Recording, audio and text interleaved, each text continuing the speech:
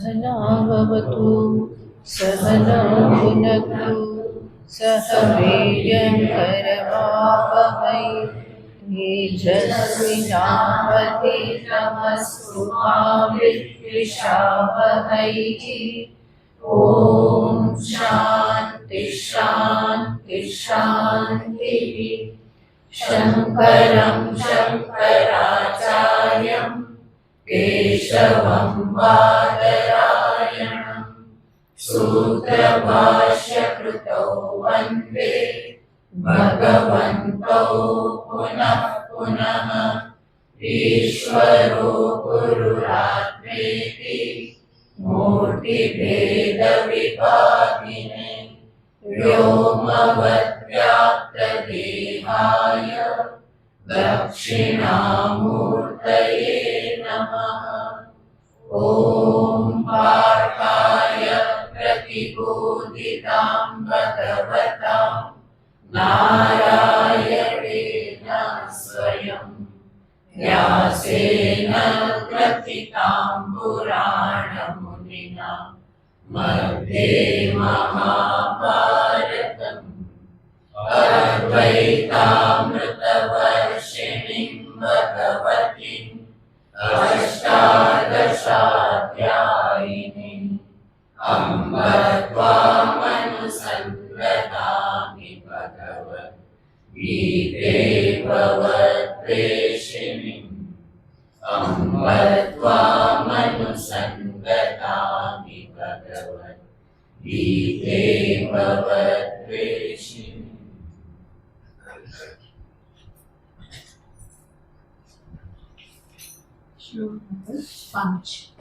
श्लोक नंबर 5। श्री भगवानुवाच क्लेशोऽधिकतरस्तेषाम् अव्यक्तासक्तचेतसाम् अव्यक्ता हि गतिर्दुःखम् देहवद्भिरवाप्यते। ये तु सर्वाणि कर्माणि मयि सन्न्यस्य मत्पराः अनन्येनैव योगेन मां ध्यायन्त उपासते। तेषामहं समुद्धर्ता मृत्युसंसारसागरात् भवामि न चिरात् पार्थ मय्यावेशितचेतसाम् मय्येव मन आधत्स्व मयि बुद्धिं निवेशय निवसिष्यसि मय्येव अत पूर्वं न संशयः। अथ चित्तं समाधातुं न शक्नोषि मयि स्थिरम् अभ्यासयोगेन ततो मामिच्छाप्तुं धनञ्जय।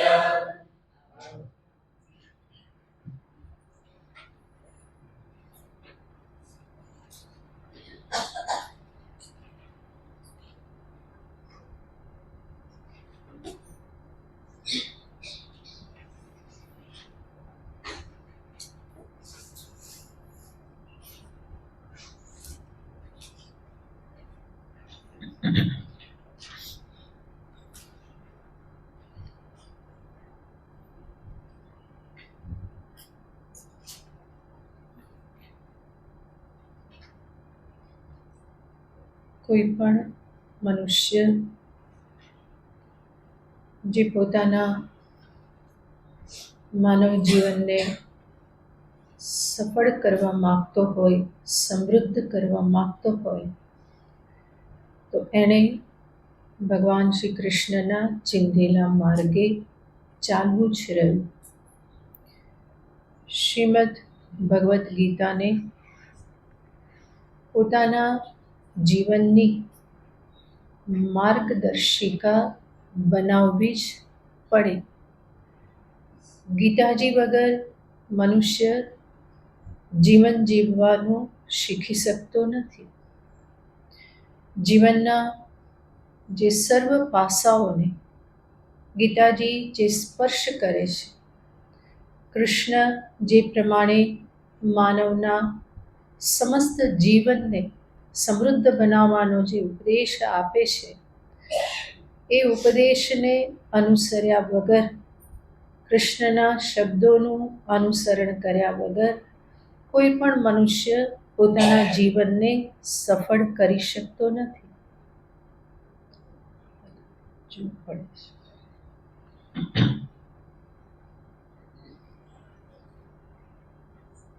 જીવનનું અવલોકન કરવામાં આવે, જગતનું અવલોકન કરવામાં આવે તો કાળની ધારામાં બધું જ વહી રહેલું છે,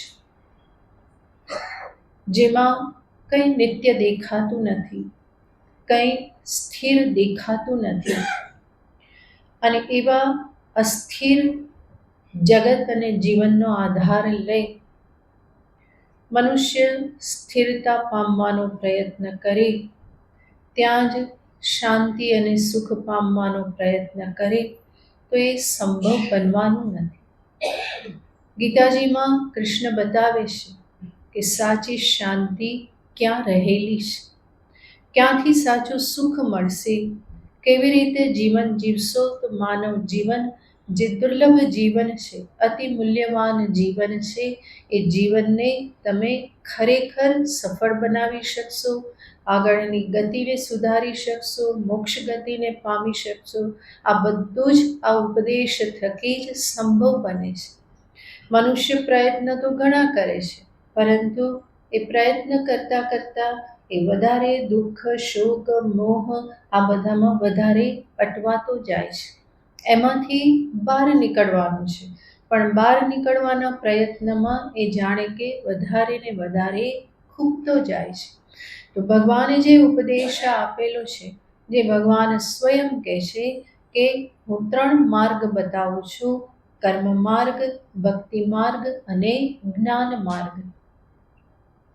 કર્મ માર્ગ ધર્મ માર્ગ છે કે જ્યાં પોતાના કર્મને ધર્મને સામે રાખીને કરવામાં આવે, અને જ્યારે ધર્મ અને નીતિનો સહારો લઈ અને કર્મ કરવામાં આવે તો એવો કર્મ માર્ગ વ્યક્તિના ઉચ્છૃંખલ ચરિત્રને, દુષ્ચરિત્રને એ દૂર કરે છે, એની જગ્યાએ સચ્ચરિત્રનું સ્થાપન કરે છે. જીવનને ધર્મમય બનાવી શકાય છે ભગવાનના ઉપદેશેલા માર્ગે જ્યારે કર્મ કરવામાં આવે તો. સચ્ચરિત્રની પ્રતિષ્ઠા ધર્મ માર્ગે કર્મ કરવાથી થાય છે. ભગવાન જે ભક્તિનો માર્ગ બતાવે છે, એ ભક્તિ મારા અંતરમાંથી રાગદ્વેષને શિથિલ કરે, અહંકારને શિથિલ કરી મારા અંતરમાં વૈરાગ્ય અને જિજ્ઞાસાનો ઉદય કરાવે છે. આ ભક્તિ માર્ગનું સ્વરૂપ છે. અને એનાથી આગળ જ્ઞાન જે છે, મને એ સંસારથી મુક્ત કરનાર છે. જન્મો જન્મથી જે જીવ ભાગી રહેલો છે, એક શરીરમાંથી બીજા શરીરમાં, એક લોકમાંથી બીજા લોકમાં, એ જે લાચાર ગતિ જે છે એમાંથી જ્ઞાન મને છોડાવે છે. તો આ 3 માર્ગ ભગવાન બતાવે છે કે જે મનુષ્યના જીવનમાં 3 આવશ્યક છે, એના થકી એ અંતે પરમ સાફલ્યને પ્રાપ્ત કરી શકે છે. ભગવાને આગળ કર્મનું નિરૂપણ કરેલું છે. 12મા અધ્યાયમાં ભગવાન ભક્તિ માર્ગની વાત કરી રહેલા છે. અને ભગવાનની દ્રષ્ટિએ આપણે પહેલાં પણ જોયેલું છે કે હકીકતમાં કર્મયોગ અને ભક્તિયોગ બંને જુદા રહેતા નથી. તો એવા ભક્તિ માર્ગનું ભગવાન અહીંયા નિરૂપણ કરી રહેલા છે, જેમાં ભગવાને કહ્યું કે ભક્તિ માર્ગ આને શું છે. તો સૌથી પહેલાં ભગવાને જે મુખ્ય છે એને બતાવી દીધું. મય્યેવ મન આધત્સ્વ મયી બુદ્ધિમ નિવેશય. ગળું ખેંચાય છે, કરવું પડશે.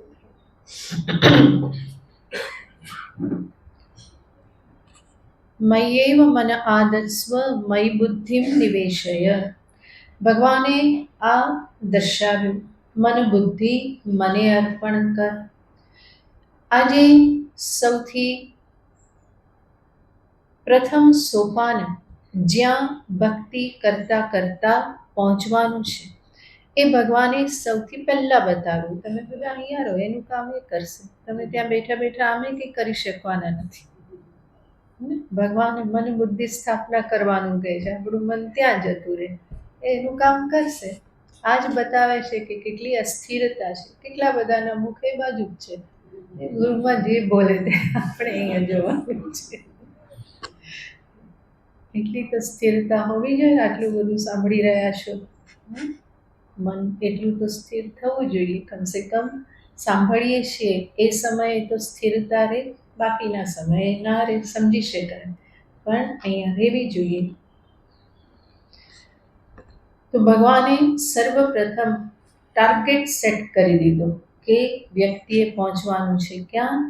મન બુદ્ધિ બંને ભગવાનમાં સમાહિત થાય ત્યાં સુધી પહોંચવાનું છે.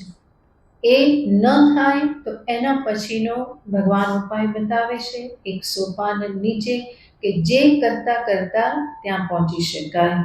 એ પણ ના થાય તો એનાથી નીચેનું સોપાન બતાવે કે જેને કરતા કરતા અંતે ફરી ત્યાં પહોંચી શકાય. તો ભગવાન આ એક પછી એક સાધન બતાવી રહ્યા છે. જેમાં બીજું સાધન બતાવ્યું અભ્યાસ યોગ. અભ્યાસ યોગ યાને મનને બુદ્ધિને ફરી ફરી ભગવાનમાં લગાવવા. અને એ અભ્યાસ યોગ અંતર્ગત આપણે વાત કરતા હતા કે જુદા જુદા આચાર્યો જે છે એ અભ્યાસ યોગની અલગ અલગ રીતે એની વ્યાખ્યા આપે છે, એને સમજાવે છે. દરેકનું તાત્પર્ય તો છે ભગવાનમાં જ મન બુદ્ધિને લગાવવા, ફરી ફરી લગાવવા. એ જ અભ્યાસ છે. પણ કેવી રીતે લગાવવા? તો આપણે જોતા હતા કે વલ્લભ સંપ્રદાય, પુષ્ટિ સંપ્રદાયમાં જે નવધા ભક્તિ જે છે એ નવધા ભક્તિનો ફરી ફરીને અભ્યાસ કરવો, ફરી ફરીને એને જીવનમાં લાવવી. અને એ ભક્તિ શ્રવણ, કીર્તન, સ્મરણ, પાદસેવન, આ બધી ભક્તિ કે જે આપણે જોયેલું હતું, પૂજન, અર્ચન, વંદન. ત્યાર પછી આવે છે દાસ્ય ભક્તિ. દાસ ભાવે ભગવાનની સામે રહેવું. જે દાસ્ય ભક્તિથી અહંકાર એકદમ નિર્મૂળ થાય છે. હંમેશા શું જુએ છે? હું પ્રભુનો દાસ છું. હનુમાનજી આનું પ્રસિદ્ધ અને દ્રઢ દ્રષ્ટાંત છે. હનુમાનજી હંમેશા રામજીની સામે કેવી રીતે રહ્યા છે? દાસ બનીને. દેહ ભાવે તું દાસોસ્મી. દેહ ભાવથી હું કોણ છું? તો હનુમાનજી કહેશે હું આપનો દાસ છું, આપ મારા સ્વામી છો. જે દાસ જે છે, દાસની પોતાની કોઈ સ્વતંત્ર ઈચ્છા હોતી નથી. એ હંમેશા સ્વામીની ઈચ્છામાં પોતાની ઈચ્છાને ભેળવે છે. તો દાસ્ય ભક્તિ કરવી એનો અર્થ છે આ રીતે ભગવાનને શરણાપન્ન થઈને રહેવું, કે એ જે કે એ હું કરું, એની જે ઈચ્છા હોય એ હું કરું, એની જે આજ્ઞા હોય એ હું કરું, મારું સ્વતંત્ર કંઈ જ નહીં. તો આવી દાસ્ય ભક્તિનો ફરી ફરીને અભ્યાસ. હું કોણ છું? તો કે પ્રભુનો દાસ છું. ક્યારેય પણ એવું વિચારતો નથી કે હું કંઈક વિશેષ છું. દાસ્ય ભક્તિમાં કે કોઈ પણ ભક્તિમાં ક્યારેય એવું આવતું નથી કે આઈ એમ સમથિંગ, હું કંઈક છું. બલ્કે હંમેશા ભક્તિ શું સમજાવે છે? આઈ એમ નથિંગ, હું કંઈ જ નથી. જે કંઈ પણ છે એ શું છે? કેવલ પરમાત્મા છે, કેવલ ઈશ્વર છે. એ જ બધું કરે છે, એના થકી જ થાય છે, એની કૃપાથી જ થાય છે. હું તો એમનો દાસ છું. આ રીતનો ભાવ હંમેશા રાખવો અને સ્વામીનું કાર્ય કરવાને માટે હંમેશા તત્પર રહેવું. આવી ભક્તિનો પુનઃ પુનઃ અભ્યાસ કરવો, તો એને પણ અભ્યાસ યોગ કહેવામાં આવે છે. દાસ્ય ભક્તિ. ત્યાર પછી સખ્ય ભક્તિ કહેવાય છે, કે જેમાં અર્જુનનું દ્રષ્ટાંત અપાય છે. અર્જુન કૃષ્ણના સખા છે, કૃષ્ણ અર્જુનના સખા છે, પરસ્પર સખા ભાવ છે. ગીતાજીમાં તો અર્જુન કૃષ્ણના શિષ્ય બનેલા છે, પણ કૃષ્ણ વારંવાર એને શું કહે છે? તું મારો સખા છે. અર્જુનને જરાક પણ મનમાં થાય કે ભગવાન આ બધું મને કેમ કહે છે, આટલા બધા છે ને મને કેમ ભગવાને પસંદ કર્યો આ ઉપદેશ માટે, તો જરાક પણ અર્જુનના મુખ પર એવું દેખાય તો ભગવાન તરત શું કહી દે? તું મારો સખા છે, તું મને પ્રિય છે, એટલા માટે હું તને આ ઉપદેશ આપી રહેલો છું. અર્જુન પોતે પણ પોતાના સખ્ય ભાવને પ્રગટ કરી અને માફી પણ માગે છે. હે કૃષ્ણ, હે યાદવ, હે સખેતી કે છે, કૃષ્ણ મેં આપને આવી રીતે બોલાવેલા છે. કૃષ્ણને કંઈ વાંધો નથી, પણ અર્જુન અત્યારે શિષ્ય તરીકે છે અને એણે એક ભગવાનનું એક અલગ જ સ્વરૂપ જોયું, વિશ્વરૂપ જોયું, ત્યારે અર્જુનને થાય કે મેં આ પ્રભુને આવી રીતે બોલાવ્યા છે, હે સખા, હે મિત્ર કરીને. તો અર્જુનની ભક્તિ સખ્ય ભક્તિ હતી, પછી એ શિષ્ય બન્યા એ અલગ વાત છે, પણ હંમેશા એ કેવી રીતે રહ્યા છે એટલા માટે અર્જુન જ કહે છે, વિહાર, શૈયા, આસન બધામાં હું આપની સાથે સાથે જ રહેલો છું, સાથે જમેલો છું, સાથે ફરેલો છું. તો આ એની સખ્ય ભક્તિ હતી. તો એ અર્જુન સખ્ય ભક્તિ માટે પ્રસિદ્ધ છે. એવી જ રીતે દ્રૌપદીની કૃષ્ણને માટે ભક્તિ એ પણ સખ્ય ભક્તિ હતી. દ્રૌપદી હંમેશા કૃષ્ણને સખા તરીકે, મિત્ર તરીકે હંમેશા એને જોતા હતા. અને એટલા માટે એક મિત્ર તરીકે અધિકાર પણ જમાવતા હતા. કૃષ્ણ તારે આમ કરવાનું છે, કૃષ્ણ આમ કરવાનું છે. તો દ્રૌપદીની ભક્તિ એ પ્રકારેની હતી. એનાથી આગળ આવે છે છેલ્લી આત્મનિવેદનમ. સર્વસ્વ પ્રભુની સામે સમર્પણ કરવું, સર્વસ્વ નિવેદન કરી દેવું. અને એમાં નામ આવે છે બલિરાજાનું. બલિરાજાએ સર્વસ્વ ભગવાનને અર્પણ કરી દીધું. અંતે ત્રીજું ચરણ પોતાના મસ્તક ઉપર મૂકવાનું જ કીધું, પોતાને પણ સંપૂર્ણપણે અર્પણ કરી દીધા. તો આ ફરીને ઈશ્વરને આ પ્રમાણે સમર્પણ કરવું, ફરીને એ નિવેદન કરવું કે પ્રભુ હું કંઈ જ નથી, જે કંઈ પણ છે એ બધું આપનું જ છે. સબ કુછ હે તેરા, કુછ લાગે ન મેરા. અને છતાં પણ થવું તો કેવું જોઈએ? હું ધારું એવું જ થવું જોઈએ. હે ભગવાનને કે ખરા કે આ બધું જ કેવું છે? તારું જ છે. ન લાગે મેરા, મારું કંઈ જ નથી. આ બધું બોલી અને ફરી પાછું લિસ્ટ આપી દે, આટલું કરી દેજો, આટલું કરી દેજો, આજની આરતીનું આટલું ફળ મળવું જોઈએ. તો આ વિરોધાભાસ છે. આત્મનિવેદનમ, બધું જ કોનું છે? પ્રભુ આપનું જ છે. આપના સિવાય કોઈ આ જગતમાં માલિક નથી. આપ એક જ માલિક છો. મારું કંઈ જ નથી. મારા શરીર, મન, બુદ્ધિ સહિત બધું જ કોનું છે? આપનું છે. મારા પ્રાણ પર આપનો જ અધિકાર છે.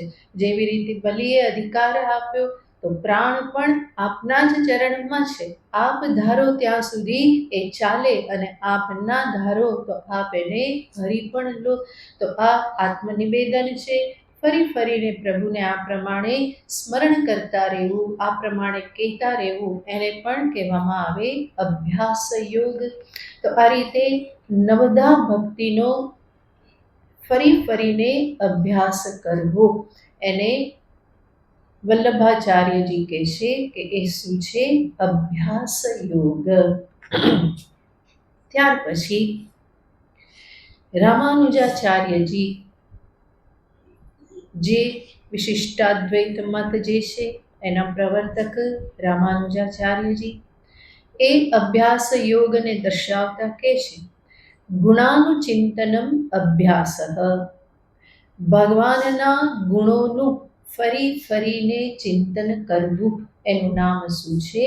કે અભ્યાસ યોગ છે. બધા આચાર્યો અંતતો ગત્વા તો શું કહે છે? ફરીને ભગવાનમાં મન બુદ્ધિને લગાવવાના છે. એ જ અભ્યાસ છે. પછી માધ્યમ કંઈ પણ હોય, શ્રવણ હોય, કીર્તન હોય, સ્મરણ હોય, કે પછી ભગવાનની લીલાનું ચિંતન હોય, ભગવાનના ગુણોનું ચિંતન હોય, બધાનું તાત્પર્ય શું છે? ભગવાનમાં મન બુદ્ધિ લગાવવા. તો અહીંયા આચાર્ય કહે છે, રામાનુજાચાર્યજી, કે અભ્યાસયાને શું? ગુણાનું ચિંતનમ, ભગવાનના ગુણોનું ચિંતન કરવું.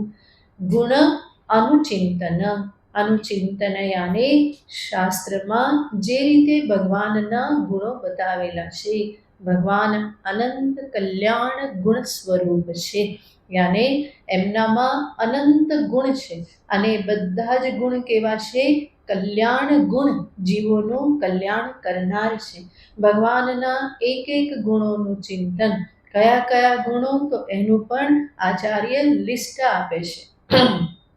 કે છે સૌંદર્ય, સૌશીલ્ય, સૌહાર્દ, વાત્સલ્ય, કારુણ્ય, માધુર્ય, વીર્ય, ઔદાર્ય, ગાંભીર્ય, સર્વજ્ઞતાદિ. આ બધા શું છે? ભગવાનના ગુણ છે.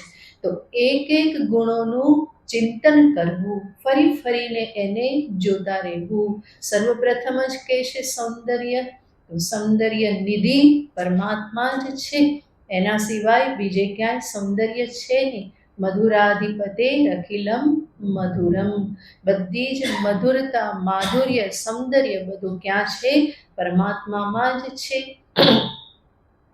અને એ સૌંદર્યનું વર્ણન ભક્તિના આચાર્યો, ભક્તોએ બહુ સુંદર કરેલું છે. કસ્તુરી તિલકમ લલાટ પટલે વક્ષસ્થલે કૌસ્તુભમ. કેટલું સુંદર ભગવાનનું વર્ણન છે. એવી જ રીતે મધુસૂદનાચાર્યજી કહે છે, વંશી વિભૂષિત કરાન નવનીર દાભાત. ભગવાન કેવા છે? તો કે જેના હાથમાં વંશી છે, વંશી રાખેલી છે, અને નવનીર દાભાત, જે નવા નવા વાદળ જે આવે એનો રંગ કેવો હોય? શ્યામલ રંગ હોય, એટલા માટે એ ઘનશ્યામ કહેવાય છે. તો એવો રંગ છે. તો આચાર્યો સુંદર વર્ણન કરે છે. આપણને જાતે જાતે આવું વર્ણન ના આવે તો કંઈ વાંધો નહીં, આપણે આપણી રીતે ભગવાનના સૌંદર્યને જોઈએ કે બહુ એમના એક એક અંગો કેટલા સુંદર છે. આપણી કલ્પના મુજબ હકીકતમાં સૌંદર્ય કોઈ બાહ્ય પેલામાં રહેલું નથી. સૌંદર્ય યાને શું છે? જ્યાં પ્રેમ હોય ત્યાં હંમેશા શું દેખાય? સુંદરતા જ દેખાય. કોઈ સ્ત્રી હોય બહુ સુંદર મનોહરા હોય, અને બીજી છે કે જે એટલી સુંદર નથી, પણ એનું બાળક છે, એને પૂછવામાં આવે તો એને સુંદરતા ક્યાં દેખાશે? એની માં છે એમાં જ દેખાશે. તો જ્યાં પ્રેમ જે છે ત્યાં સૌંદર્યનું દર્શન આપોઆપ થાય છે. તમે વિચાર કરો, શિવલિંગમાં શું સૌંદર્ય છે? કંઈ નથી, તો પણ કૃપાનિધિ કેટલા વાલા લાગે. ક્યાંય પણ સોમનાથજી હોય કે કંઈ પણ, જ્યાં પણ જાઓ જુઓ તો લિંગમાં શું સૌંદર્ય છે? નથી. પણ શિવજીના પ્રેમી જે છે એને એમાં પણ શું દેખાય? સૌંદર્ય દેખાય. શાલિગ્રામમાં શું સૌંદર્ય? કોઈ સૌંદર્ય છે? પણ એમાં પણ શું દેખાય છે? પ્રેમના કારણે એ સૌંદર્ય દેખાય છે. તો સૌંદર્ય અને હકીકતમાં પ્રેમ જ છે. તો પ્રભુમાં સૌંદર્યનું દર્શન કેવી રીતે થઈ શકે? અંતરમાં પ્રેમ હોય તો. એમાં વાણીની પણ જરૂર નથી, બીજી કંઈ જ જરૂર નથી.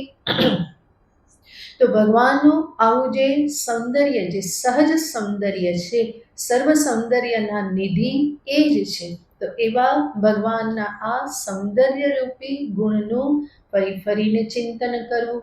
એ સૌંદર્ય ગુણનું ચિંતન કરવાથી જગતના નામરૂપ પાછળ મન ભાગશે નહીં. જગતનું કોઈ સૌંદર્ય પછી મને આકૃષ્ટ નહીં કરી શકે, બલકે ભગવાનના સૌંદર્યમાં જ મન સમાહિત થશે. બીજો ગુણ કહેવામાં આવે છે સૌશીલ્ય, ભગવાનની સુશીલતા. વ્યવહારમાં હંમેશા ભગવાન કેવા છે? બહુ જ સુશીલ છે. ભગવાન રામજીનો વ્યવહાર હંમેશા કેવો છે? કે સુશીલતાથી ભરેલો છે. કૃષ્ણ ક્યારેક આડાવડું કરી નાખે, પરંતુ રામજી હંમેશા કેવા છે, મર્યાદા પુરુષોત્તમ છે, એકદમ જ સુશીલતા એમનામાં કણે કણમાં ભરેલી છે. તો એમના માટે કહેવાય છે કે હનુમાનજી જે છે એ જ્યારે પણ સાથે બેઠેલા હોય, અયોધ્યામાં ઘણું રહ્યા હનુમાનજી, તો રામજી હનુમાનજીની સામે જોતા રહેતા હોય, બહુ જ પ્રેમથી, હનુમાનજી બહુ પ્રિય છે, તો રામજી હનુમાનજીને જોતા રહે. પણ જેવા હનુમાનજી રામજીની સામે જુએ તો રામજી નજર ફેરવી લે, આમ જોતા રહે, બહુ વાલ ઉભરાય હનુમાનજી ઉપર, પણ જેવા હનુમાનજી રામજી સામે જુએ તો રામજી શું કરે, નજર ફેરવી લે. કેમ આવું કરતા હશે? એટલા માટે કે રામજીને હંમેશા હનુમાનજીથી ઋણ ભાર અનુભવાય છે કે મારા કેટલા કેટલા કામો કર્યા છે, કેટલું બધું કષ્ટ સહન કર્યું છે, અને મારા કેટલા કામો હનુમાનજીએ પાર પાડેલા છે. તો આ બધો વિચાર કરી અને એમને હંમેશા હનુમાનજીથી શું અનુભવાય છે, ઋણ અનુભવાય છે કે હું આનું ઋણ ક્યારેય પણ ચૂકવી નહીં શક્યો અને ભવિષ્યમાં પણ ક્યારેય ચૂકવી નહીં શકું. તો એ ઋણ ભાવ એમને અનુભવાય છે. એટલા માટે જેવા હનુમાનજી રામજીની સામે જુએ તો રામજી શું કરી દે, નજર ફેરવી લે. તરત જ એમને થાય કે કેટલું બધું એનું ઋણ છે મારા પર. આ શું છે? ભગવાનની સુશીલતા છે. નહીં તો ભગવાનને આવું અનુભવવાની જરૂર શું છે? હનુમાનજી તો હંમેશા કહે છે કે હું તો તમારો દાસ છું, આપનાથી થયેલું છે, છતાં પણ રામજીને હંમેશા આ પ્રમાણે અનુભવ થાય છે. તો એ શું છે? એમની સુશીલતા છે, એમની ઉદારતા છે, એમનું વાત્સલ્ય છે, કારુણ્ય છે.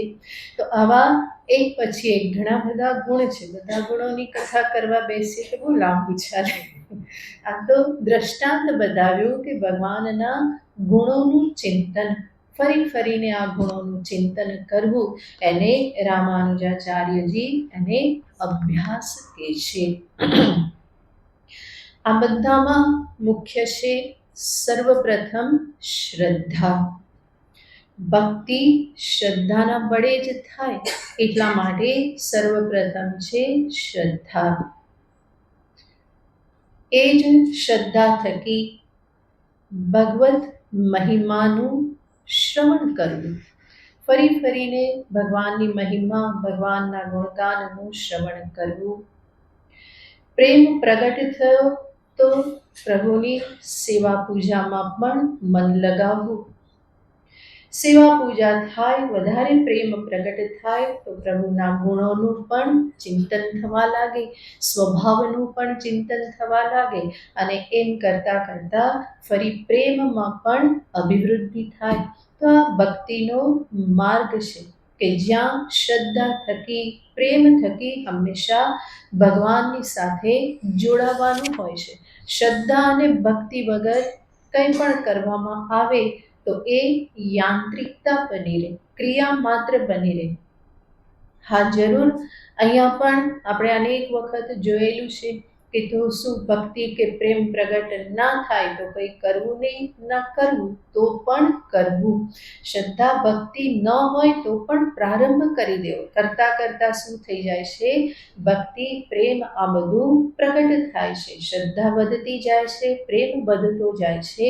એ ધીમે થશે, અચાનક થતું નથી. અને એટલા માટે દીર્ઘકાલનો અભ્યાસ કરતા રહેવું પડે, ફરીને એમાં મન બુદ્ધિને લગાવવા પડે. તો આને કહેવામાં આવે છે અભ્યાસ. અભ્યાસ યોગ. ભગવાને કહ્યું કે મારામાં ચિત્તને એકાગ્ર કરવા, સ્થિર કરવાને તું જો સમર્થ ન હોય તો શું કરે? અભ્યાસ યોગેન તતઃ મામ આપ્તુમ ઇચ્છસી. મને પ્રાપ્ત કરવાની ઈચ્છા કર. અર્જુન સાંભળતા હશે અને એમના મુખ પર ભાવ આવ્યા હશે કે પ્રભુ આ પણ બહુ અઘરું લાગે છે. ફરી ફરીને મનને પકડીને મૂકવું, આ તો ભાગતું જ રહે છે. હંમેશા એને ક્યાં રહેવું છે? બહાર જ ભાગવું છે, ચંચળ જ છે. આપે જે અભ્યાસ યોગ કહ્યો કે ફરી ફરીને કરો, ફરી ફરીને કરો, એટલું પણ સામર્થ્ય મને તો જણાતું નથી. આ પણ મને કેવું લાગે છે? તો કે ઘણું કઠિન લાગે છે. ભગવાન કહે છે કે કંઈ વાંધો નહીં, હજુ એના સિવાયનો ઉપાય પણ બતાવું. આગળના શ્લોકમાં કહે છે, अभ्यासेभ्य समर्थोऽसि अभ्यासेभ्य समर्थोऽसि मत्कर्म परमो भव मत्कर्म परमो भव मदर्थमपि कर्माणि मदर्थमपि कर्माणि कुर्वन् सिद्धिमवाप्स्यसि कुर्वन् सिद्धिमवाप्स्यसि अभ्यासेभ्य समर्थोऽसि मत्कर्म परमो भव मदर्थमपि कर्माणि कुर्वन् सिद्धिमवाप्स्यसि। ભગવાન કહે છે અભ્યાસે અપી અસમર્થ અસી. આ અભ્યાસ યોગના માટે પણ જો તું અસમર્થ હોય, એ પણ તને કઠિન લાગતું હોય, તો હજુ આગળનો ઉપાય બતાવો. એ ઉપાય શું છે?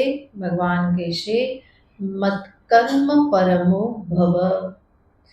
મત્કર્મ પરમઃ ભવ, યાને મારા માટે કર્મ કરનારો થા. ભગવાને આગળ જે કર્મયોગ દર્શાવ્યો છે એની જ ભગવાન અહીંયા વાત કરે છે. ભગવાન કહે છે કે મન બહિર્મુખ છે, વારંવાર જતું રહેશે, તો કંઈ વાંધો નહીં, ચિંતા કરવાની જરૂર નથી. મન કર્મમાં જ વારંવાર જાય છે, બહિર્મુખ થાય છે, તો એ કર્મને જ તું મારી સાથે જોડવાનું સાધન બનાવી દે. મત્કર્મ પરમો ભવ, તું કર્મ કર, વિવિધ પ્રકારના કર્મ કર, પરંતુ તારા કર્મના કેન્દ્ર સ્થાનમાં તું મને રાખ. હું જ કોણ હોઉં? પરમ હોઉં. શેમાં? કર્મ કરતી વખતે. મારા અર્થે, મારી પ્રસન્નતાને અર્થે, મારા અનુગ્રહને અર્થે તું કર્મ કર. જે કંઈ પણ કર્મ તું જીવનમાં કરી રહેલો છે, જે કર્મ સવારથી રાત સુધી તું કરે છે, એ સર્વ કર્મને તું મારામાં મૂક, મને અર્પણ કર. મત્કર્મ પરમો ભવ. મારામાં જ, મને જ સામે રાખીને કર્મ કરનારો થા. મને સામે રાખીને કર્મ કર, એનો અર્થ શું? પૂર્વજે ભગવાને દર્શાવેલું છે, વિશ્વરૂપ દર્શન ભગવાને કહેલું છે. તો સર્વપ્રથમ તો મત્કર્મ એનો અર્થ થાય છે મને, યાને સમસ્ત વિશ્વને મારા સ્વરૂપે જોઈ અને તું કર્મ કર. વિરાટ પ્રભુને સામે રાખીને જે કંઈ પણ કરી રહેલો છે, મને અર્પણ કર. સમસ્ત વિશ્વ જે છે એ પરમાત્માની જ અભિવ્યક્તિ છે. જે કંઈ પણ તું કરે એ શું છે? તો કે જનાર્દન જ પ્રગટ થયેલા છે અને એની તું સેવા કરી રહેલો છે, એ જ તારા કેન્દ્રમાં છે, એવું રાખી અને તું તારા કર્મ કર. તો એ કર્મ પણ બધા કેવા થઈ બની રહેશે? કે મારી પૂજા બની રહેશે. એ કર્મ થકી પણ તું નિરંતર મારી સાથે જોડાઈ રહીશ. મન અને બુદ્ધિ બંને કર્મમાં લાગવા જોઈએ અને એ બંને જ્યારે ઈશ્વરને કેન્દ્રમાં રાખી અને કર્મ કરે તો મન બુદ્ધિ ક્યાં લાગેલા રહેશે? પરમાત્મામાં લાગેલા રહેશે. તો ભગવાન કહે છે વિશ્વરૂપે મને સમજી અને તું કર્મ કર. આ રીતે કરવાથી રાગ, દ્વેષ, અહંતા, મમતા આ બધું જ શિથિલ થતું જાય છે. કોઈ કહે કે પણ એવી તો ભાવના હંમેશા રહેતી નથી.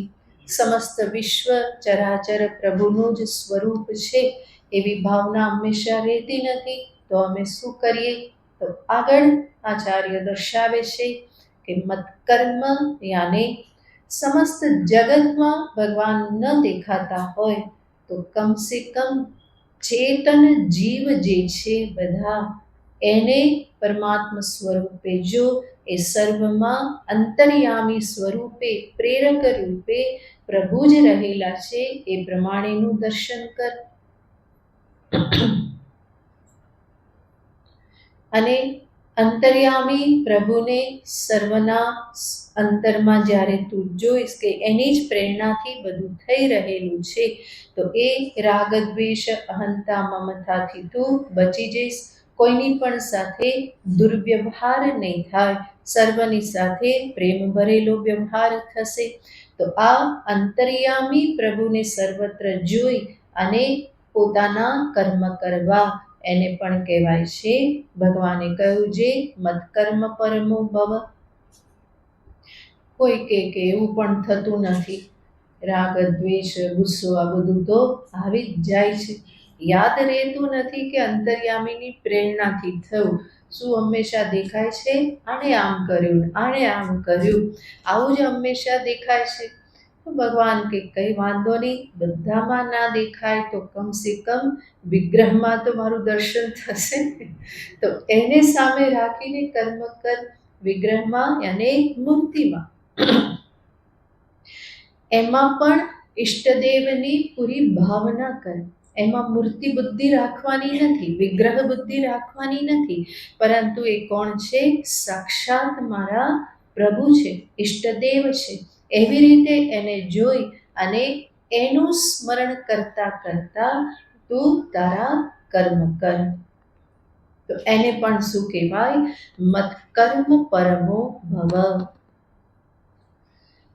તો આ રીતે કોઈને કોઈ પ્રકારે ઈશ્વર સ્મરણ બનાવી રાખી, ઈશ્વરમાં બુદ્ધિ રાખી અને પોતાના કર્મને કરવા. આ એક અર્થ છે. બીજો અર્થ, જ્યારે ભક્તની જ વાત થઈ રહી છે તો એમાં એના રોજબરોજના કર્તવ્ય કર્મ તો આવે જ, પણ એની સાથે ભગવત સંબંધી કર્મ પણ જીવનમાં સ્થાન લે. ભગવત સંબંધી કર્મ યાને ભગવાનની સેવા, પૂજા, આ જપ, ધ્યાન, આ બધું શું છે? ભગવત સંબંધી કર્મ છે.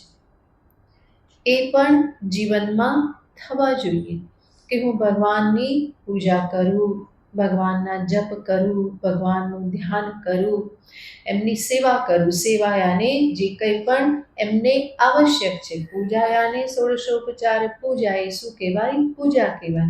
પણ ભગવાનનું મંદિર સફાઈ કરવું, માર્જન કરવું, બીજું બધું જે પણ એ લગતું કામ હોય એને શું કહેવાય? સેવા કહેવાય. ભોગ અર્પણ કરવું એ પ્રાણાય સ્વાહા, અપાનાય સ્વાહા એ પૂજાનો એક ભાગ છે. પણ હું ભોગ બનાવું તો એ શું કહેવાય? સેવા કહેવાય. માલ્યાર્પણ કરવું એ પૂજા છે, પણ ફૂલોને ચૂંટવા અને ચૂંટેલા ફૂલોની માળા બનાવવી અને શું કહેવાય? સેવા કહેવાય. તો આવી રીતે ભગવાનની સેવા કરવી, કંઈ ને કંઈ એમના માટે એમની પૂજા કરવી, આ બધું જીવનમાં સાથે સાથે એને સ્થાન મળવું જોઈએ. જરૂર કર્તવ્ય કર્મ કરવાના જ છે અને એ કર્તવ્ય કર્મ કરતા કરતા પણ થોડો સમય એવો કાઢો કે જે ભગવત સંબંધી કર્મ પણ સાથે થાય. જેના માટે પ્રેમ હોય તો એના માટે કંઈ ને કંઈ કરવાની હંમેશા અંતરથી ઈચ્છા થાય છે. તો ભક્તનો અર્થ જ છે જે ભગવાનને પ્રેમ કરે છે. પ્રેમ કરે છે તો ભગવાનને માટે કંઈ ને કંઈ તો કરશે જ.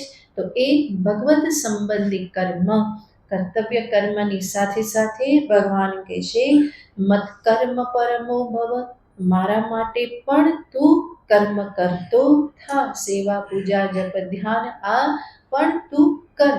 તો એમાં જે મન ચંચળ જે છે એ ભલે ચંચળ હોય પણ શેમાં ચંચળ થાય તો કે ભગવાનની પૂજા અનેક સામગ્રી એકઠી કરવાની છે, એક પછી એક ઘણું કરવાનું છે.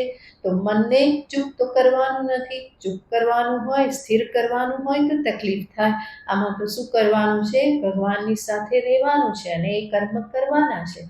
તો એ આસાનીથી થઈ શકે. એટલા માટે ભગવાન કહે છે મત કર્મ પરમો ભવ, તું મારા માટે કર્મ કરનારો થા. તો બંને અર્થ સાથે મળીને લેવાના.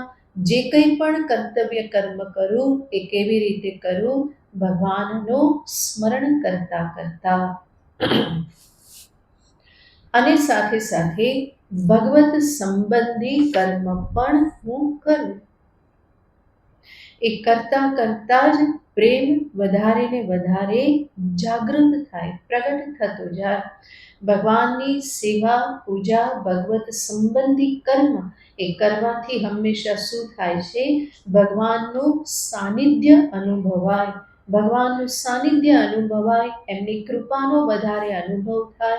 તો વધારે ને વધારે અંતરમાં એમના માટે પ્રેમ પ્રગટ થાય છે. તો પ્રેમ પ્રગટ થવો જરૂરી છે. પછી એ કોઈ પણ માધ્યમથી થાય. એટલા માટે આ કર્મને કરતા રહેવું. પહેલાં પણ કહ્યું એમ એવું ના વિચારવું કે પહેલાં પ્રેમ પ્રગટ થાય પછી બધું કરીશ, એવું નહીં. કરશો તો શું થશે? પ્રેમ પ્રગટ થશે. કરતા કરતા પ્રેમ પ્રગટ થાય. ભગવાન સ્વયં ભાગવતમાં પોતાની પ્રાપ્તિ ભક્તિ આ બધાના ઉપાય બતાવે છે. ભગવાન ઉદ્ધવને ત્યાં કહે છે કે ભક્તિ યોગ પુરા એવ ઉક્તઃ પ્રિયમાણાય તે નગ પુનશ્ચ કથયિષ્યામિ મદ્ભક્તેઃ કારણમ પરમ. કહે છે મેં પહેલાં પણ તને ભક્તિ યોગની વાત કરી દીધેલી છે હે ઉદ્ધવ, પણ હું ફરી તને એના વિશે વાત કરીશ. કઈ વાત કરશે?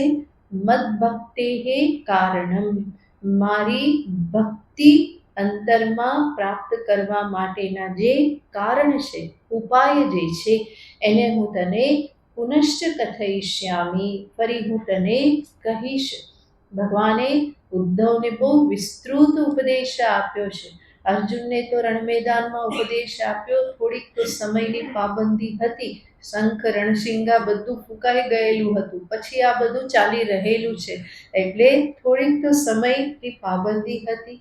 પરંતુ જ્યારે ભગવાને ઉદ્ધવને ઉપદેશ આપ્યો તો આવું કંઈ જ હતું નહીં. અને એટલા માટે ગીતાજીમાં જે સંક્ષેપમાં કહેવામાં આવેલું છે એ ભગવાને ત્યાં બહુ વિસ્તારથી કહેલું છે. આ જ ગીતાનો વિસ્તાર ઉદ્ધવ ગીતા છે. સર્વ વિષયોનું ત્યાં બહુ વિસ્તૃત પ્રતિપાદન છે. અહીંયા ભગવાન ભક્તિ યોગને સંક્ષેપમાં ભગવાને બતાવી દીધેલો છે. એ જ ભક્તિ યોગને ભગવાન ત્યાં ભાગવતમાં બહુ વિસ્તૃત રૂપે બતાવે છે. એક વખત તો કહે છે મેં કહી દીધું, પુરા એવ ઉક્તઃ, પહેલાં મેં કહેલ જ છે. પુનશ્ચ કથયિષ્યામિ, હું તને ફરી એક વખત કહીશ કે જે મદ્ભક્તેઃ કારણમ પરમ, મારી ભક્તિ પ્રાપ્ત કરવા માટેના જે કારણ છે, ઉપાય છે. ભગવાન ત્યાં કહે છે સર્વપ્રથમ કહે છે, સર્વપ્રથમ ઉપાય કયો? તો કહે છે શ્રદ્ધામૃત કથાયામ મેં, મારી કથામાં, અમૃત કથામાં પરમ શ્રદ્ધા, યાને શ્રદ્ધા સાથે ભગવત કથાનું શ્રવણ કરવું એ ભગવાનની ભક્તિ માટેનો ઉપાય છે. જે બધાએ તમે અનુભવેલો જ છે. કથા શ્રવણ પછી મનની સ્થિતિ કેવી હોય બધાને ખબર છે. ભગવાન માટે કેટલો બધો પ્રેમ ઉમટે, કેટલો બધો ભાવ પ્રગટ થાય. તો એ હંમેશા ભક્તિને વધારનાર છે. ઘણા બધાએ મને આવીને કીધેલું છે કે કથા સાંભળ્યા પછી ભગવાન પ્રત્યે અમારી ભક્તિ પ્રેમ આ બધું વધેલું છે. તો તો ભગવાનની ભક્તિ માટે આ એક ઉપાય છે. ભગવાન કહેશે અમૃત કથાયામ શ્રદ્ધામૃત કથાયામ મેં, મારી અમૃત કથામાં શ્રદ્ધા, અને સાથે સાથે કહેશે શાશ્વત અનુકીર્તનમ, ફરી ફરીને મારું નિત્ય કીર્તન કરતા રહેવું. ભગવાનના નામનું કીર્તન, ગુણોનું કીર્તન, ગુણગાન ગાતા રહેવું, ફરી ફરીને નામ લેતા રહેવું. ભગવાન કહેશે એ પણ ભક્તિ પ્રાપ્તિ માટેનો ઉપાય છે. ત્યાર પછી ત્રીજો ઉપાય દર્શાવતા ભગવાન કહેશે પરિનિષ્ઠા ચ પૂજાયામ, ભગવાનની પૂજામાં નિષ્ઠા. હમણાં જ આપણે કહ્યું એ સેવા પૂજામાં નિષ્ઠા. નિષ્ઠાપૂર્વક ભગવાનની નિયમિત પૂજા કરવી, સેવા કરવી, આ પણ શું છે? ભગવાનની ભક્તિ માટેનો ઉપાય છે. તો પૂજાયામ ચ પરિનિષ્ઠા. આગળ ભગવાન કહે છે સ્તુતિભિઃ સ્તવનમ મમ, મારું સ્તમન કરવું, સ્તોત્ર જ્ઞાન જે છે, સ્તુતિ, ભગવાનની સ્તુતિ યાને સ્તોત્ર, એ ફરી ફરીને ભગવાનના જે સ્તોત્ર છે, જેમાં સ્તુતિ કરવામાં આવેલી છે, એનું ફરી ફરીને ગાન કરવું, ભગવાનના સ્તોત્રનું. ત્યાર પછી કહેશે મદ્ભક્ત પૂજાભ્યધિકા, ભગવાનની ભક્તિ જોઈએ તો શું કરવું? ભગવાનના ભક્તનું સેવન કરવું, એને આદર આપવો, એની પૂજા કરવી, એ પણ ભક્તિ પ્રાપ્ત કરવા માટેનો ઉપાય છે. ભગવાન અનેક વખત અનેક જગ્યાએ કહેશે કે મારા કરતા મારા ભક્તને જે પ્રેમ કરે એ ભક્તિ જલ્દી પ્રાપ્ત કરે છે. કારણ કે ભક્તિ કોની પાસે છે? ભક્ત પાસે છે. ભગવાન પાસે તો ભક્તિ છે નહીં. ભગવાન પોતાની ભક્તિ થોડા કરવાના. તો ભગવાન પાસે કહેશે ભક્તિ નથી, આ ભક્તોની કલ્પના છે. હા, આમ તો એમની કૃપાથી જ ભક્તિ મળે. પણ ભક્તો આ પ્રમાણે ભાવમાં રહેતા હોય તો એમનું ચિંતન આ રીતે ચાલે કે ભગવાન પાસે તો ભક્તિ છે નહીં, એટલા માટે જો કોઈ એમની પાસે ભક્તિ માગે તો ભગવાન શું કરે? ભક્તનો મેળાપ કરાવી દે. જે ભક્ત પાસે શું છે? ભક્તિ છે. તો એની સાથે રહેનાર, એને આદર આપનાર, એની પૂજા કરનાર, એનું સાનિધ્ય જે કેળવનાર છે, એને શું પ્રાપ્ત થાય? ભક્તિ પ્રાપ્ત થાય. એટલા માટે ભગવાન કહે છે મદ્ભક્ત પૂજા અભ્યધિકા, મારા ભક્તની પૂજા, એને આદર આપવું, માન આપવું એ ઉપાય છે. સાથે સાથે કહે છે આદરઃ પરિચર્યાયામ, પરિચર્યાયાને સેવા. હમણાં જે વિભાગ બતાવ્યા ને, આને પૂજા કહેવાય અને બીજું શું કહેવાય? સેવા. એ પરિચર્યાયાને સેવા. અનેક મંદિર છે કે જ્યાં બધા અંદર પૂજા કરવા ના જઈ શકે, પરંતુ બહાર રહી અને સેવા ઘણા બધા કરતા હોય. જેવી રીતે શ્રીનાથજી તમે જાઓ તો ત્યાં પણ ચોકમાં શું થતું હોય? બધી બહેનો જે છે એ માળા બનાવતી હોય, કોઈ ભગવાનના વસ્ત્ર બનાવે, દ્વારિકાધીશ છે, આ બધા મંદિરોમાં ઘણા બધા ભક્તો જે છે શું કરતા હોય? સેવા આપતા હોય. તો એ સેવાને જ અહીંયા પરિચર્યા કહેશે. સર્વ પ્રકારની સેવા, પૂજા પણ અને સાથે સાથે સેવા પણ. જેમ કૃપાનિધિના ઘણા બધા પૂજારીઓ છે, સાથે સાથે સેવકો પણ ઘણા બધા છે કે જે આજુબાજુની સેવા કરે છે. કોઈ પુષ્પ ચૂંટીને લાવે છે. સવારે પૂજારી આવે ત્યારે બધું તૈયાર હોય. એ કોણ કરે? કૃપાનિધિના પૂજારી બહુ વિશેષ હોય છે, બધું તૈયાર મળે સવારે. જે સાંજે ભગવાનને શયન કરાવે ને, સવારની બધી તૈયારી કરી દે. અને પાછા આરતી પહેલા બીજા 2-3 સેવક પણ પહોંચી જાય, જે પ્રસાદ કાપી આપે, સફાઈ કરી આપે, અંદરથી વાસણો બધા બહાર મૂકી આપે. આ બધું શું કહેવાય? સેવા કહેવાય. ઘણા બધા પૂજારી છે, ઘણા બધા આરતી કરનારા, ભોગ લગાવનારા નવનીતભાઈ અને આશીષભાઈના બધા કોણ છે? તો કે ભગવાનને ભોગ લગાવે, નેહલબેન બધા આરતી કરે, બધું જ રાજેશભાઈ હંમેશા બેલ બગાડે, ચેન્ટિંગ કરે. આ બધું શું છે? સેવા છે, પરિચર્યા છે. અને એમાં નિષ્ઠા એ પણ ભગવત ભક્તિ પ્રાપ્ત કરવાનો ઉપાય છે. મદ ભક્તે કારણમ, એના માટે કારણ છે.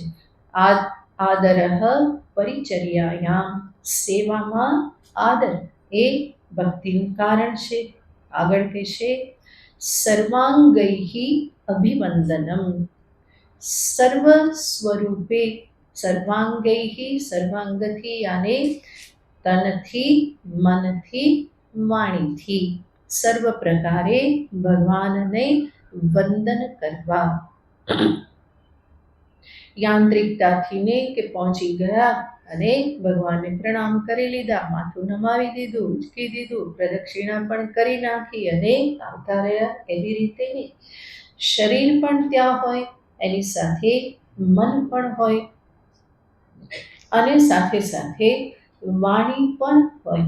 ભગવાનને વંદન કરીએ, ભગવાનનો કોઈને કોઈ શ્લોક હોય, નહીં તો શ્લોક સિવાય પોતાની ભાષામાં ભગવાનને પ્રાર્થના હોય, પરિક્રમા થાય તો એમનું નામ લેતા લેતા પરિક્રમા થાય, અને કહેવાય સર્વાંગૈઃ અભિવંદનમ, સર્વ સ્વરૂપે, સર્વ અંગોથી ભગવાનનું શું કરવું? અભિવાદન કરવું, વંદન કરવું.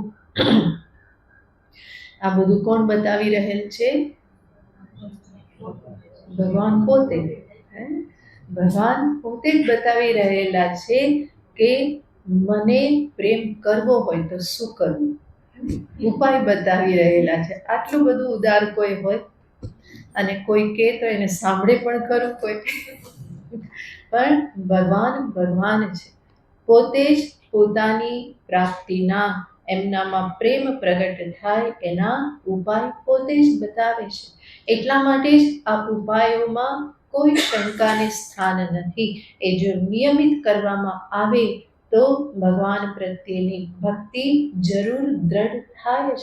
ઘણા બધા ભક્તોની ઘણી બધી વાતો સાંભળવા મળે કે વર્ષોથી શું કરે છે? આ સેવા કરે છે. નિયમ શું છે?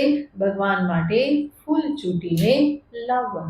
તો એ વર્ષો સુધી ચાલ્યા કરે. કોઈ પણ કે એક પણ દિવસ એમાં પડે નહીં. વરસાદ હોય, ઠંડી હોય કે શું કરે? હંમેશા ફૂલ ચૂંટીને લાવે. કોઈનો નિયમ ચૂંટેલા ફૂલમાંથી શું કરવું? ભગવાન માટે માળા બનાવવી અને એ ધરાવવી.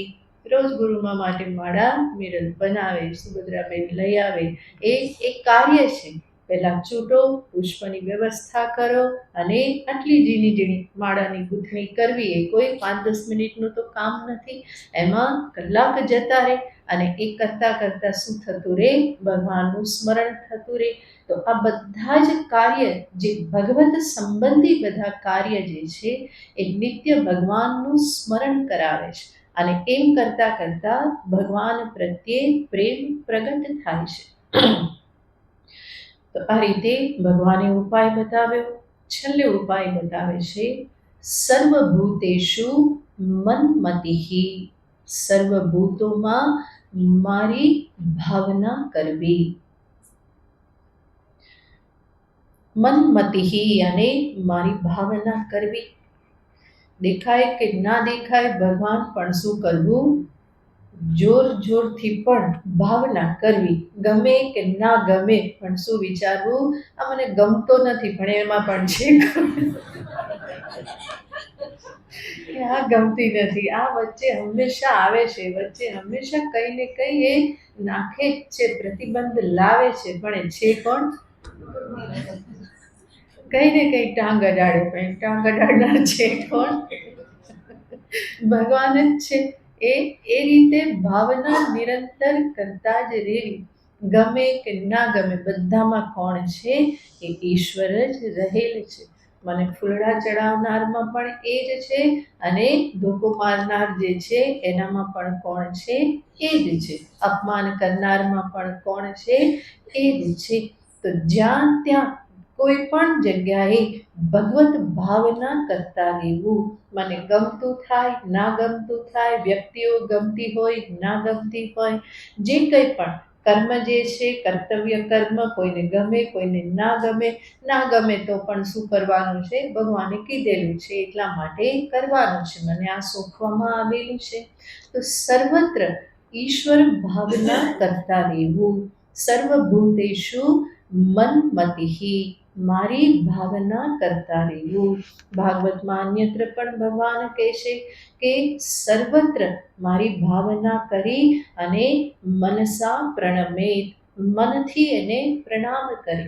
સર્વને કહી એકદમ રોજ પંચાંગ પ્રણામ બધાને કરવા જાઓ તો દિવસમાં પૂરું પણ ના પડે, પણ બધામાં ભગવત ભાવના કરી અને શું કરવું? મનથી પ્રણામ કરવા. મનસા પ્રણમેત, મનથી હંમેશા પ્રણામ કરી સર્વ જીવોમાં મારું દર્શન કરીને. તો આવી રીતે ભગવાન સ્વયં આ ઉપાય બતાવે છે કે મારી ભક્તિ, મારામાં પ્રેમ પ્રાપ્ત કરવા માટે કર્મ અનેક છે, પણ એ સર્વ કર્મનું તાત્પર્ય, ઉદ્દેશ્ય કોણ છે? એક પ્રભુ જ છે. કર્મથી ભગવાનની સાથે જોડાતા રહેવાનું છે. તો મત્કર્મ પરમો ભવ, ભગવાને આ ઉપદેશ આપ્યો. કોઈ કહે કે ભગવાને સૌથી પહેલું તો બતાવ્યું કે મન બુદ્ધિ મારામાં રાખ, એ સૌથી શ્રેષ્ઠ.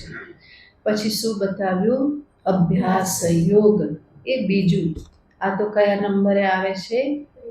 ત્રીજા નંબરે. તો કંઈ ગડબડ તો નહીં હોય ને? કે કંઈક ઓછું ફળ મળશે. પાછા કર્મ કરવાના છે તો કર્મ તો બંધન ઊભા કરે છે, કંઈ ગડબડ તો નહીં થઈ જાય ને? આવું કંઈ અર્જુનના ચહેરા પર કંઈ ભાવ દેખાય તો ભગવાન તરત જ સ્પષ્ટ કરી દેશે.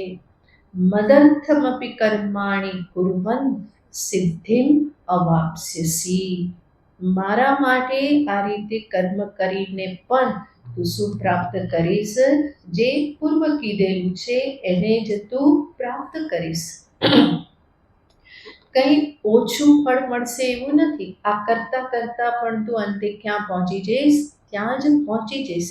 મદર્થમપી કર્માણિ કુર્વન, મારા માટે આ પ્રમાણે કર્મ કરતા કરતા અંતે તું ક્યાં પહોંચી જઈશ? મન બુદ્ધિને મારામાં રાખનારો થઈ જઈશ. તો ફળ તને પ્રાપ્ત થવાનું જ છે, એટલું જ નહીં. ભગવાન કહેશે કે મારા માટે જ્યારે તું કર્મ કરીશ તો એ કર્મ તારા માટે બંધન ઉત્પન્ન કરનાર નહીં બને. ઈશ્વરને અર્પણ થયેલું કર્મ એ શું બની રહેશે? તો કે મોક્ષ માટેનું સાધન બની રહેશે. તો કર્મને એવી રીતે કરતા શીખવાનું છે, જે ભગવાને આગળ કર્મયોગ બતાવેલો છે, બહુ વિસ્તારથી ભગવાને દર્શાવેલું છે. તો એને જ સામે રાખી અને સર્વ કર્મને કરતા શીખવાનું છે. એ ફરી ફરીને એ રીતે જ ભાવના કરી અને કર્મયોગને જીવનમાં સ્થાપિત કરવાનો છે. આવી રીતે કરું તો આગળ હજુ અર્જુનને મનમાં થાય કે આપ કહો છો કે મને જ કેન્દ્રમાં રાખીને કર્મ કર, મને જ સમર્પણ કર. યાદ હંમેશા એ રાખો કે બધું કેવી રીતે થાય છે? ભગવાનની કૃપાથી જ થાય છે. અર્જુન કહે કે ભગવાન આ હંમેશા થતું નથી. વચ્ચે વચ્ચે અહંકાર તો આવી જ જાય છે. હું કરું, મારા થકી થાય, આવું તો થયા કરે છે. અને એટલા માટે બધા જ કર્મ આપને કેન્દ્રમાં રાખી, આપને સમર્પિત થઈને હું કરું એવું પણ મને સંભવ લાગતું નથી. ભગવાન કહે કંઈ વાંધો નહીં, હજુ આગળનો ઉપાય બતાવું. આગળનો ઉપાય આપતા વખતે પૂર્ણમદ પૂર્ણમિદં પૂર્ણાત પૂર્ણમુદચ્યતે પૂર્ણસ્ય પૂર્ણમાદાય પૂર્ણમેવાવશિષ્યતે. ઓમ શાંતિ શાંતિ શાંતિ. हरि ओम श्री गुरुभ्यो नमः हरि ओम।